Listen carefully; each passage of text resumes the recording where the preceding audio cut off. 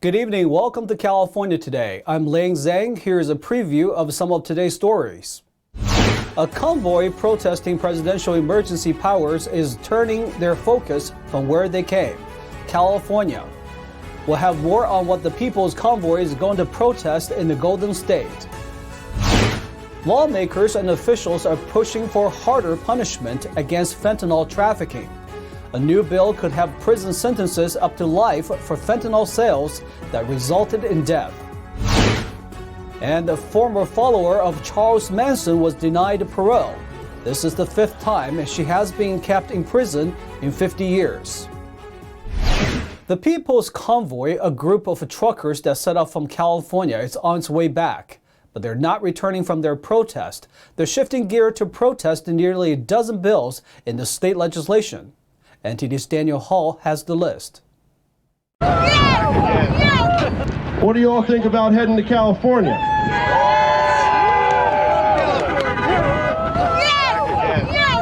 Truckers protesting the Biden administration's reluctance to give up its pandemic emergency powers are now heading to California. Mike Landis, a lead trucker and spokesperson for the People's Convoy, said during a weekend announcement that they are rolling out to protest nearly a dozen bills in the state. We're not done here, but we'll go to California and raise awareness on this along the way, and hopefully gain more people like we did on our way here. Landis listed out 10 bills that the group will protest, one of which has already been pulled back.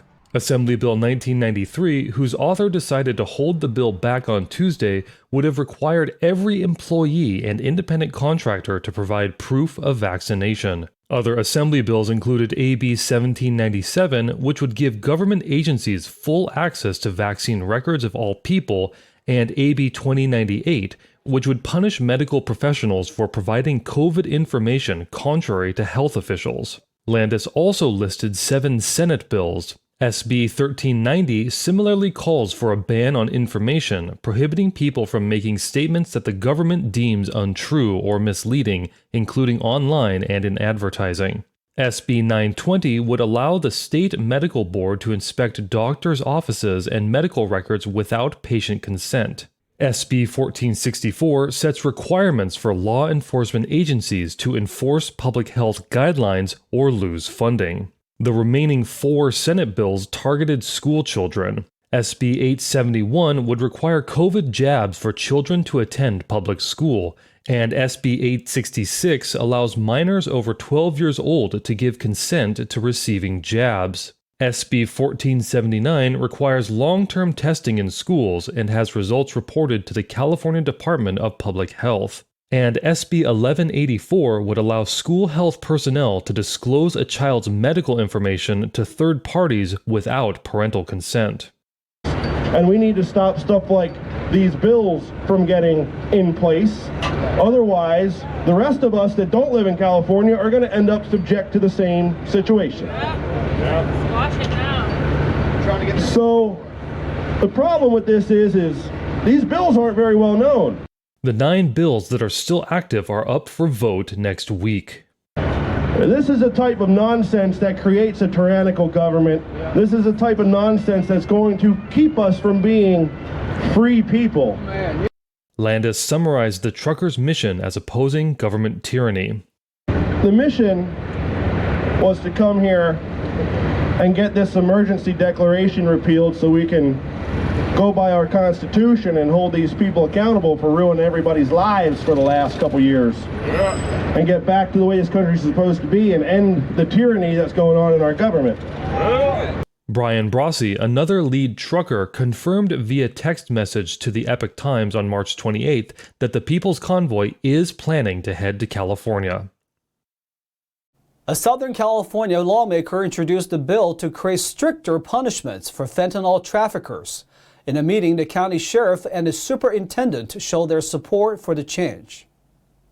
Amidst increasing fentanyl-related deaths in the state, lawmakers are proposing harsher penalties for trafficking the drug. The new proposal would give traffickers 20 years to life in prison for fentanyl distribution that results in death. The scourge of fentanyl is poisoning our communities, killing our kids, and wreaking havoc all across the state of California today.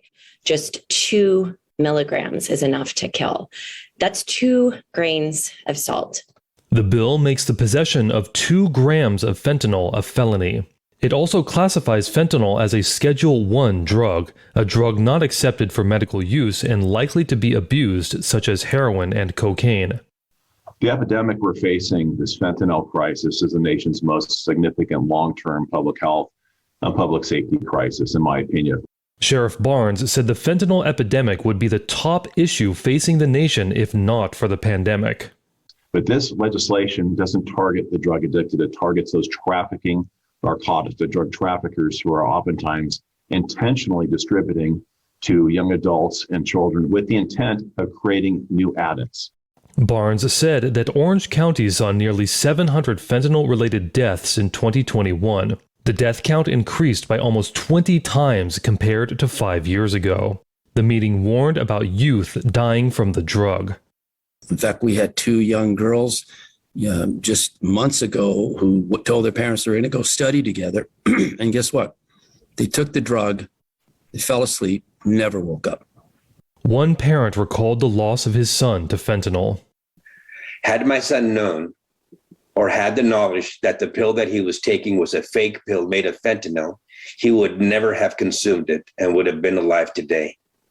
Unfortunately, my son has not been the only one to die due to this scourge, but is just one of thousands upon thousands of children who have passed away due to fentanyl poisoning in California. Assemblywoman Janet Nguyen introduced a similar bill, but it failed during a Public Safety Committee meeting on Tuesday. It is unclear if or when Petrie Norris's proposal will be heard. Daniel Hall, NTD News, California. Los Angeles voted on Wednesday to drop the proof of vaccination mandate to enter indoor establishments and large outdoor events. The requirement still stands for certain venues. Vote on this item. Let's open the roll, close the roll, and tabulate the vote. 13 ayes, 1 no. The Los Angeles City Council voted 13-1 to remove the proof of COVID-19 vaccination mandate for indoor facilities after seeing a lower infection rate. Council President Nuri Martinez introduced the motion. Individual businesses can still decide whether or not to require proof of vaccination from patrons. Councilman Mike Bonin was the only one who opposed. At a city council meeting last week, he said he was concerned the virus would spread again. I know it feels like we're out of the woods. It feels like we're all going back to normal. But there's new variants and new strains all the time. This BA2 is spreading, and we really don't know what the variant a month from now or 2 months from now are. And so for me personally, I'd like to see us keep the vaccination requirement. Previously, the mandate required those 12 and older to show proof of vaccination to be in indoor restaurants, gyms, recreational facilities, personal care establishments, and some city buildings. It was also required for outdoor events with 5,000 or more people. Workers at healthcare facilities will still need a vaccination verification or a negative test. The measure would take effect as soon as the mayor signs it. A former follower of Charles Manson was recommended for parole for the 5th time recently. She is imprisoned for her involvement in a murder of a husband and a wife nearly 50 years ago. While her lawyer says her record is spotless, Governor Gavin Newsom denied her on Tuesday. NTD's Jason Blair has the story. Former Manson family member Leslie Van Houten was denied parole again on Tuesday by California Governor Gavin Newsom. The ex-follower of Charles Manson is serving a life sentence for her involvement in the murder of a Los Angeles grocer and his wife in 1969. Newsom said in his parole review that Van Houten currently poses an unreasonable danger to society if released from prison at this time. This is the 5th time that Van Houten has been denied parole by a California governor. Van Houten's lawyer, Rich Pfeiffer, argued that his client has a spotless disciplinary prison record and accused Newsom of making a decision based on concern for his political future. The Manson family was led by Charles Manson and is often described as being a cult, commune, and gang wrapped up in one. The group was responsible for numerous murders, including Hollywood actress Sharon Tate. The group got its start in the Haight-Ashbury neighborhood of San Francisco during the peak of the Summer of Love movement in 1967. Manson rented a house in the neighborhood where he lived with his first followers. Manson died in prison of natural causes in 2017. Jason Blair, NTD News, California. We're going to take a short break, but here's a look at what we've got for you when we come back. The Coast Guard seized a large haul of illicit drugs in the Pacific Ocean, over $200 million worth. Officials offloaded the drugs in Southern California. Prescribed the fire is being reintroduced to California to combat wildfires. The control of the burn will decrease the amount of natural fuel throughout the state. And officials allowed for a second butterfly sanctuary to be set up in Southern California. It's not just for the beauty, but to help bring back numbers of now endangered monarch butterflies. That and much more on California Today.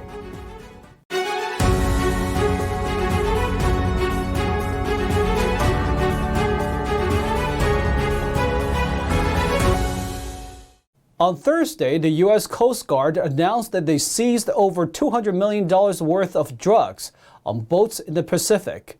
The contraband was offloaded in Southern California. A large haul of cocaine and marijuana were seized from vessels in the Eastern Pacific on Thursday. The Honolulu-based Kimball, a U.S. Coast Guard cutter, brought the contraband aboard to San Diego. The Coast Guard says the 11,300 pounds of cocaine and over 4,000 pounds of marijuana is valued at about $223 million. Today marks the completion of Kimball's first ever counter-drug patrol since being commissioned, and I'm extremely proud of the crew's hard work to make this deployment productive. According to the commander, 15 individuals were detained during the seizures. In order to find and interdict those smugglers, Kimball employs a robust command and control suite, and we leverage advanced technology, intelligence, and seakeeping ability that help us position our law enforcement teams where they can matter most. Multiple Coast Guard cutters conducted the seizure while patrolling the international Eastern Pacific waters. This interdiction should serve a warning to all who are involved in the dangerous and illegal drug trafficking business.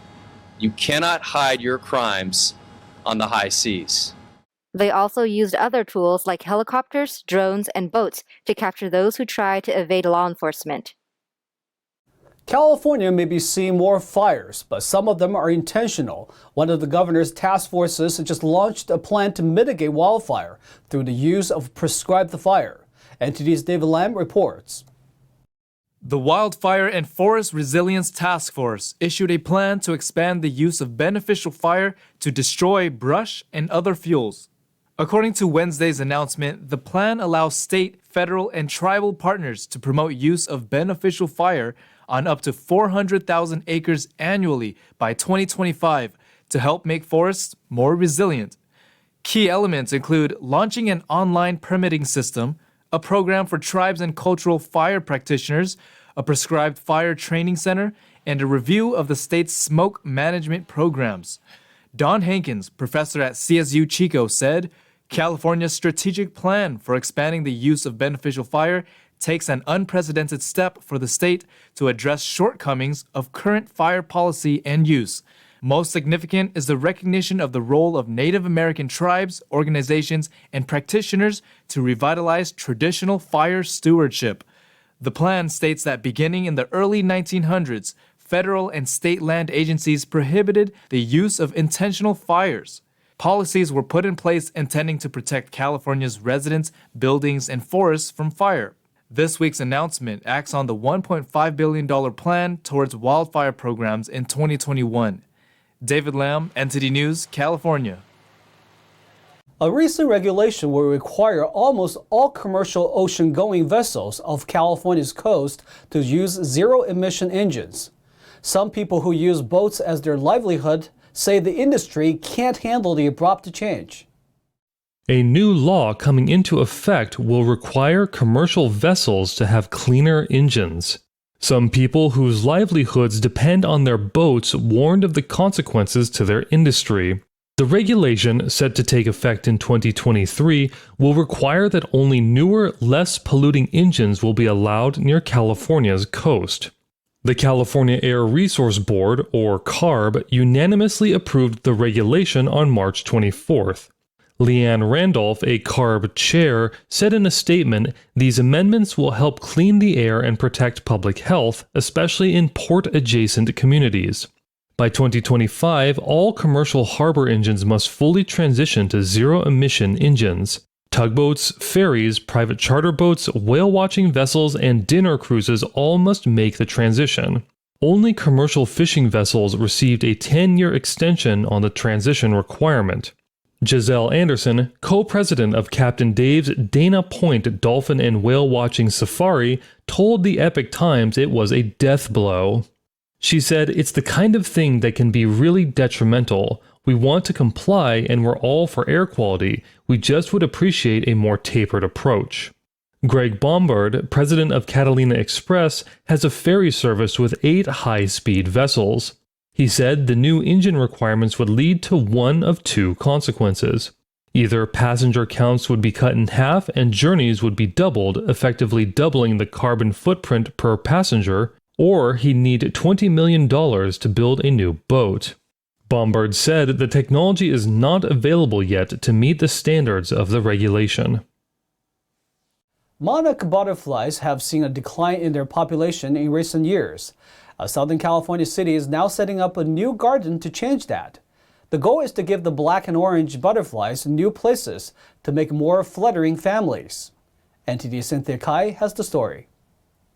Joining the effort to save the declining monarch butterfly population, city officials in Southern California's Laguna Beach authorized a second monarch butterfly and pollinator garden at Bluebird Park on Crest Street. The efforts come as research suggests the species could go extinct in 2 decades. After receiving a $5,000 grant from the nonprofit Monarch Joint Venture, the Pollinator Protection Fund of Laguna Beach will now plant the garden to give monarch butterflies another place to breed, lay eggs, and feed on milkweed. Our main focus is action and education. Action in terms of planting the right kinds of native milkweed and other native plants to improve the habitat of western monarch butterflies, and education, providing information and improving awareness so that more people plant monarch habitat anywhere they can, in their gardens, backyards, window boxes. Ford thanked city officials during the March 29th City Council meeting. Mayor Sue Kempf also signed the National Wildlife Federation's Mayor's Monarch Pledge, a commitment to take action in preserving the monarch's population. Through these initiatives, the City of Laguna Beach is really showing itself to be truly engaged in the conservation effort for the western monarch butterfly and other pollinators. And with these specific actions, and now also with the Mayor's Monarch Pledge, this will encourage other municipalities to do their part as well. Last year, Laguna Beach established the city's first monarch butterfly and pollinator garden in Heisler Park. Really, you can do it in a very small, you can do it within a matter of, 10 feet square even a few milkweed plants will attract monarchs. They're desperate to find places to lay their eggs.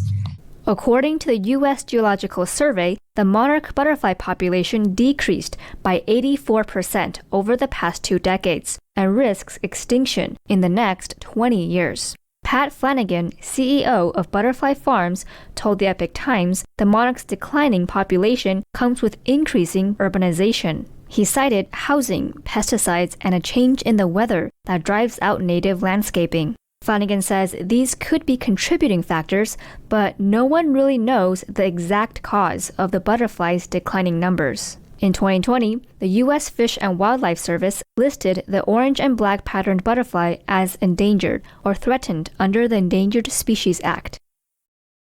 Now to NTD's Thomas Christian for an update on sports.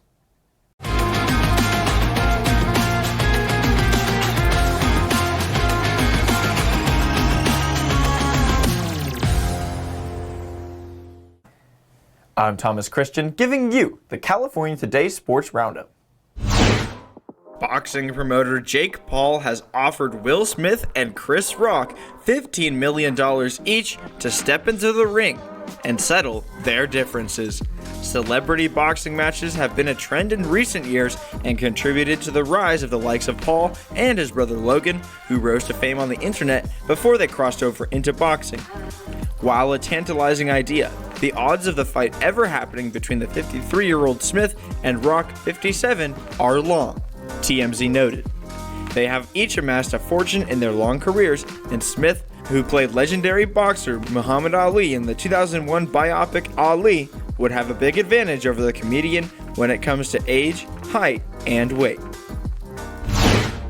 Sure, the Lakers are basically out of playoff contention with a record of 31-44, good for 11th place in the Western Conference, but California is blessed with 4 different NBA teams, 2 of which are about to make some actual playoff noise. The Sacramento Kings are also not going to make the playoffs with a dismal 27-49 record, although they'd look to next season with De'Aaron Fox and Domantas Sabonis, nicknamed the Fox and the Ox, for a brilliant 2-man game that could lead to enough success for a playoff berth. But here we're not talking Kings and we're not talking Warriors. A team that shares the same Crypto.com arena with the Lakers has shown a lot more fight this season with a lot less star power. Without star players Kawhi Leonard and Paul George for most of the season, head coach Ty Lue has cobbled together 37 wins so far, playing with mostly backups, rookies, or over-the-hill veterans. They've shown an incredible amount of fight in this season in every single game. No disrespect to them, but they are probably going to be the least talented team to make the playoffs. They had to go up against star players every night and often prevailed, relying heavily on gritty hustle plays and punishing defense. Now, Paul George is coming back to the team after he recovered from a torn ulnar collateral ligament in his right shooting elbow.